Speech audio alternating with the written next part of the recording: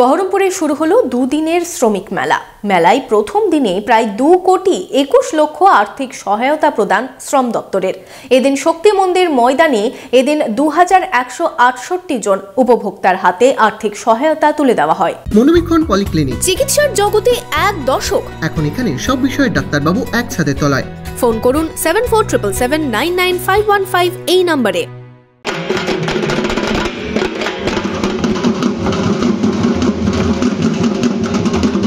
বহরমপুরে শুরু হলো দুদিনের শ্রমিক মেলা। সোমবার দুপুরে মেলার উদ্বোধন করলেন রাজ্যের বিদ্যুৎ রাষ্ট্রমন্ত্রী আখরুজ্জামান। শ্রম দপ্তরের পক্ষ থেকে এদিন শক্তি মন্দির ময়দানে 2168 জন উপভোক্তার হাতে প্রায় 2,21,00,000 টাকার আর্থিক সহায়তা তুলে দেওয়া হলো। শ্রম দপ্তরের পক্ষ থেকে শ্রমিকদের সচেতন করতে এবং সরকারি প্রকল্প সম্পর্কে অবগত করতেই এই উদ্যোগ বলে জানান বিদ্যুৎ দপ্তরের রাষ্ট্রমন্ত্রী আখরুজ্জামান। আজকে শ্রম দপ্তরের পক্ষ থেকে 2168 জনকে আমরা 3,21,00,000 টাকা আমরা আজকে অনুদান দেবো এখানে সবাইকে। 2012 সাল থেকে শ্রমিক মেলা চালু হয়েছে।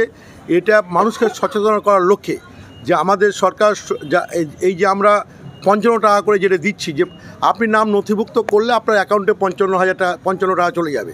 তো এটা 18 থেকে 60 বছর চক্রবৃদ্ধি সুরে বাড়তে বাড়তে একটা যে অ্যামাউন্ট, তাহলে এটা কত পরিমাণ দাঁড়াতে পারে। এই জায়গাগুলো প্রচারের আলো আনার জন্য আমাদের সরকারি আধিকারিকরা ব্লকে ব্লকে সচেতন ক্যাম্প করছে, আমাদের পঞ্চায়েত লেভেলে সচেতন ক্যাম্প করছে।